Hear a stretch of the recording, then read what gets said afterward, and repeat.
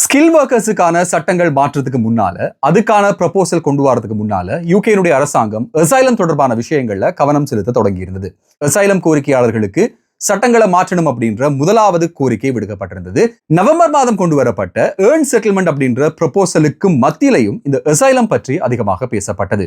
இன்றைய நாள் திங்கட்கிழமையிலிருந்து பிரித்தானியாவினுடைய அசைலம்ல மிகப்பெரிய ஒரு மாற்றம் வருகிறது அப்படின்ற ஒரு அறிவிப்பை ஹோம் செக்ரட்டரி ஷபானா மஹமூத் வெளியிட்டிருக்கிறார். இந்த புதிய மாடல் எப்படி இருக்க போகிறது, ஏற்கனவே சொல்லப்பட்டது போல ஏர்ன் செட்டில்மெண்ட்டுக்கு எப்படியான ஒரு தயார் நிலை இப்போது பிரித்தானிய அரசாங்கம் மேற்கொண்டு வருகிறது, இந்த அசைலம் கோரிக்கையாளர்களுக்கும் ஏர்ன் செட்டில்மெண்ட்டுக்கு போகக்கூடிய ஒரு மாற்று வழிபாதையை பிரித்தானியாவினுடைய அரசாங்கம் ஏற்படுத்தி தருகிறது அப்படின்ற பல்வேறு தரப்பட்ட தகவல்கள் இன்றைய நாள் பிரித்தானியாவினுடைய ஊடகங்கள்ல மிக பெரும் பேசு பொருளாக மாறியிருந்தது. எதற்கு பிறகு இப்படியான ஒரு தீர்மானம்? உடனடியாக வரக்கூடிய இந்த தீர்மானத்துல அசைலம் கோரிக்கையாளர்கள் ஏற்கனவே கிளைம் பண்ணி இருக்கிறவர்கள் பாதிக்கப்படுவார்களா அப்படின்ற பல விடயங்களை பற்றி இந்த வீடியோல பேச போகிறோம். நண்பர்களுக்கு வணக்கம். இன்னும் ஒரு வீடியோல உங்களை சந்திக்கிறதுல சந்தோஷம். தொடர்ச்சியாக வீடியோக்கள் பாக்குறீங்க அப்படின்னா மறக்காம சப்ஸ்கிரைப் பண்ணுங்க, இந்த வீடியோவை லைக் பண்ணுங்க, உங்க நண்பர்களோட இந்த சேனல் மற்றும் வீடியோவை பகிர்ந்து கொள்ளுங்க.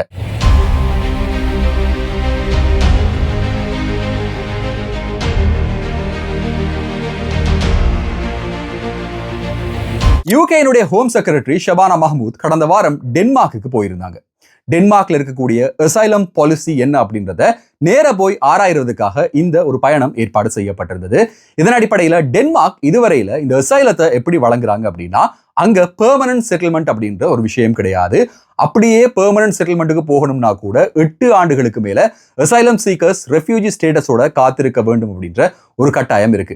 இதற்கிடையில டென்மார்க்குடைய லாங்குவேஜை படிச்சிருக்கணும், டென்மார்க்ல ஏர்ன் பண்ணியிருக்கணும், இவங்களுடைய ஒரு சம்பளத்தை காட்ட வேண்டியதாக இருக்கும், பெனிஃபிட்ல தங்கி இருக்க கூடாது அப்படின்ற பல்வேறு விதமான இறுக்கங்கள் டென்மார்க்கினுடைய அசைலம் சிஸ்டம்ல இருக்கு. யூகேனுடைய அரசாங்கம் டென்மார்க்கினுடைய இந்த அசைலம் கொள்கையை ஒத்த ஒரு கொள்கையை உருவாக்கணும் அப்படின்றத கடந்த காலங்களில் அதிகமாக பேசியிருந்தாங்க. கடந்த மே மாதம் 2025ஆம் ஆண்டு உட்பட இது வெகு தீவிரமாக ஆலோசிக்கப்பட்டது. 2025ஆம் ஆண்டு மாத்திரம் பிரித்தானியாவில் 1,00,000க்கும் மேற்பட்டவர்கள் அசைலம் கோரி இருக்கிறார்கள் அப்படின்ற ஒரு தகவல் வெளியிடப்படுகிறது. சட்டவிரோதமாக வந்தவர்கள் மட்டும் இல்லாம யூகேல ஸ்டூடெண்டாக ஒர்க் விசாவுல வந்திருந்தவங்களும் இந்த அசைலம் கோரி இருந்ததாகவும், இதனால பப்ளிக் ஃபண்ட்ஸ் அதிகமாக கொடுக்க வேண்டிய ஒரு கட்டாயம் ஏற்பட்டதாகவும் சொல்லப்படுகிறது.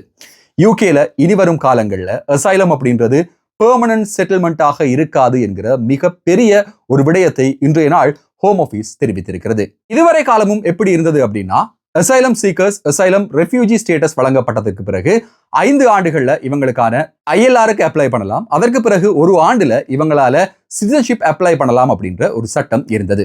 இந்த சட்டம் மாற்றப்பட்டு இனிமேல் இவர்களுக்கு ரினியூவபிள் விசாக்கள் வழங்கப்படும் அப்படின்ற மிகப்பெரிய ஒரு தகவல் இன்றைய நாள் வெளியிடப்பட்டிருக்கிறது. யூகேனுடைய இமிகிரேஷன் வரலாற்றில் மிகப்பெரிய ஒரு முடிவாக இந்த முடிவு பார்க்கப்படுகிறது. இனிமேல் அசைலம் கோருபவர்களுக்கு நிரந்தரமான வதிவிடத்தை பெற முடியாது.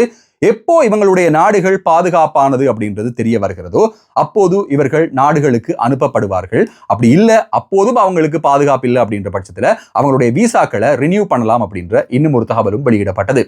பார்ட்னர்ஸை யூகேல கொண்டு வரது தொடர்பாக அசைலம் சீக்கர்ஸினுடைய பார்ட்னர்ஸ் அல்லது அவங்களுடைய டிபெண்டன்ஸை கொண்டு வரதும் ஒரு தடை விதிக்கப்பட்டு அது இன்னும் செல்லுபடியாகும் அப்படின்ற ஒரு தகவல் வெளியிடப்படுகிறது. இதுல விதிவிலக்களிக்கப்பட்டிருக்கிறது யார் அப்படின்னு பாத்தீங்கன்னா, எந்தவித ஆதரவும் இல்லாத சிறுவர்கள், குழந்தைகள், அவர்களுக்கு ஏற்கனவே இருக்கிற மாதிரியான 5 வருஷ செட்டில்மெண்ட் ரூட் இருக்கு அப்படின்ற ஒரு தகவலும் வெளியிடப்படுகிறது. அசைலம் கோரிக்கையாளர்களை பொறுத்தவரையில இவர்களுக்கான செட்டில்மெண்ட்டையும் ஒரு ஏர்ன் செட்டில்மெண்டாக மாத்திர மாடல் பற்றி இப்போது பிரித்தானியாவினுடைய அரசாங்கம் மிக தீவிரமாக ஆலோசித்து வருவதாக சொல்லப்படுது. அதுல குறிப்பாக இந்த அசைலம் சீக்கர்ஸ் அவங்களுடைய செட்டில்மெண்ட்டுக்கு போகும்போது குறித்த அளவிலாக ஏர்ன் பண்ணியிருக்கணும். அதே நேரம் இன்டிகிரேஷன் அப்படின்ற ஒரு விஷயமும் இனி பார்க்கப்பட போகிறது. இவங்களுக்கு லாங்குவேஜ் ரிக்வயர்மெண்ட்டும் இருக்க போகிறது அப்படின்ற மிக முக்கியமான ஒரு தகவலும் மேலதிகமாக சொல்லப்படுகிறது.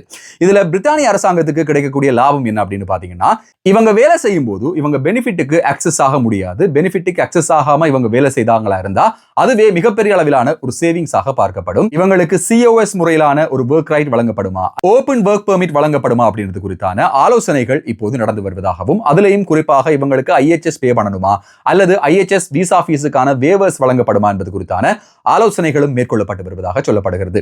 எது எப்படி இருந்தாலும் இது ரெட்ரோஸ்பெக்டிவாக எல்லோருக்கும் அப்ளை ஆகாது அப்படின்ற ஒரு தகவலையும் ஹோம் ஆஃபீஸ் வழங்கி இருக்கிறது. இன்னும் சில இடங்கள்ல இவங்க சொல்ற விஷயம் என்ன அப்படின்னா, இன்றைய தினத்திற்கு முதல் ரெஃப்யூஜி ஸ்டேட்டஸ் வழங்கப்பட்டவங்களுக்கு மாத்திரம்தான் இந்த சட்டம் செல்லுபடியாகாது.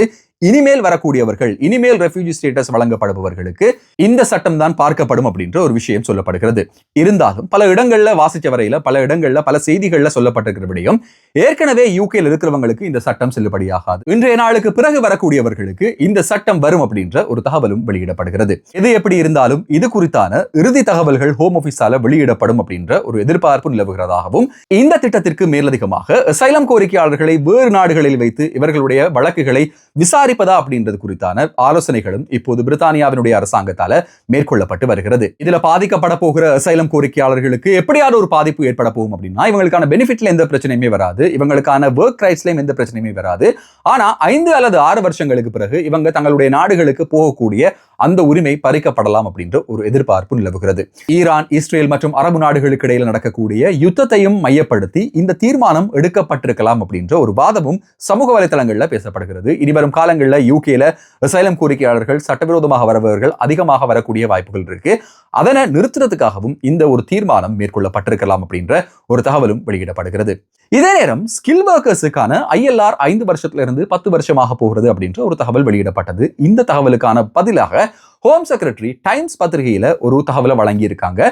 இந்த தகவலின் அடிப்படையில இது ஏற்கனவே யூகேல இருக்கிறவங்களுக்கும் செல்லுபடியாகும் அப்படின்ற ஒரு தகவல் வழங்கப்பட்டதாக சொல்லப்படுகிறது. இது பற்றி பிபிசியும் பேசி இருந்தது. ஆனா யூகேனுடைய மெயின் ஸ்ட்ரீம் மீடியாக்கள்ல இது சம்பந்தமாக பெரிதாக பேசல. ரெட்ரோஸ்பெக்டிவாக இது அப்ளை ஆகும் அப்படின்றது குறித்தான தகவல்கள் எந்த இடங்களையும் பார்க்கக்கூடியதாக இல்ல.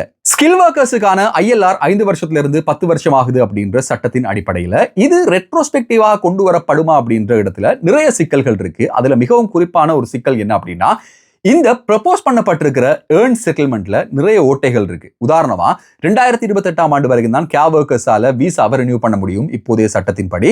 2028 இல்லாம அவங்களுக்கு 15 ஆண்டுகளாக ILRக்காக கொடுக்கப்பட்டா 2028க்கு பிறகு இவங்களுக்கு COS வழங்கலாமா அப்படின்ற ஒரு கேள்வி இருக்கு. RQF லெவல் 6க்கு குறைந்தவர்களுக்கும் இதே பிரச்சனை இருக்கு. அவங்களுக்கும் புதிய COSகள் வழங்கப்படலாமா அப்படின்ற ஒரு பிரச்சனை இருக்கு. இப்படியான பல கேள்விகள் இருக்கு. ஒரு கட்டத்துல 10 வருஷத்துக்கு போகும்போது மறுபடியும் இவங்க 15 வருஷம் ஆக்கினாங்க அப்படின்னா என்ன செய்யறது? இதுக்கிடையில சட்ட நடவடிக்கைகள் எடுக்கப்படுகிறது. 8000 பேர் இருந்தவர்கள் இப்போது 20,000 பேர் சேர்ந்து பிரித்தானியாவினுடைய அரசாங்கத்திற்கு எதிராக சட்ட நடவடிக்கைகள் எடுக்கிறார்கள் அப்படின்ற ஒரு செய்தியும் வெளியிடப்பட்டிருக்கிறது. ரெட்ரோஸ்பெக்டிவ் அப்படின்னும் போது ஃபேஸ் பை ஃபேஸ் ஆக இது அறிமுகப்படுத்தப்படும் அப்படின்ற ஒரு தகவலையும் ஹோம் செக்ரட்டரி அண்மையில சொல்லியிருந்தாங்க. இதன் அடிப்படையில் பார்க்கும்போது சில நேரங்கள்ல இந்த கிரிமினல் கன்விக்ஷன்ஸ் அல்லது பெனிஃபிட் ஆக்சஸ் பண்ணி இருக்கிறவங்க இவங்களை சேர்த்து இந்த முதற்கட்டமான இம்ப்ளிமெண்டேஷன் வரக்கூடும். அதற்கு பிறகு மற்றவர்களுக்கான மற்ற ஏர்ன் செட்டில்மெண்ட்கள் கொண்டு வரப்படலாம் அப்படின்ற ஒரு எதிர்பார்ப்பும் நிலவுகிறது. எது எப்படி இருந்தாலும் இந்த ஆண்டு இறுதி வரையில இந்த ILRக்கான காலப்பகுதி நீடிக்கிறது குறித்தான எந்த விதமான தகவல்களும் வெளியிடப்பட மாட்டாது அப்படின்ற ஒரு தகவலும் வெளியிடப்படுகிறது. அடுத்த ஆட்டோமின் போதுதான் இந்த சட்டங்கள் மாற்றப்படும் என்கிற ஒரு தகவல் மேலதிகமாக வெளியிடப்படுகிறது. 2021ஆம் ஆண்டு பிரித்தானியாவுக்கு வந்தவர்கள் 2026ஆம் ஆண்டு ILRக்கு போகும்போது இவர்களுக்கான பிரச்சனைகள் இருக்காது அப்படின்றது வெகுவாக இப்ப நம்பப்படுது. 2022க்கு பிறகு வந்தவர்களுக்கு இந்த சட்டம் ரெட்ரோஸ்பெக்டிவாக அப்ளை ஆகுமா இல்லையா அப்படின்றத பொறுத்திருந்து தான் பார்க்க வேண்டியதாக இருக்கிறது. இந்த வீடியோவை முழுசா பார்த்திருப்பீங்க அப்படின்னு நம்புறேன். தொடர்ச்சியாக பார்த்திருந்தீங்கன்னா மறக்காம சப்ஸ்கிரைப் பண்ணுங்க. இந்த வீடியோவை லைக் பண்ணுங்க. உங்க நண்பர்களோட இந்த சேனல் மற்றும் வீடியோவை பகிர்ந்து கொள்ளுங்க. இன்னும் ஒரு வீடியோல இன்னும் சுவாரஸ்யமான புதிய தகவல்கள், செய்திகளோட உங்களை சந்திக்கும் வரை நன்றி, வணக்கம்.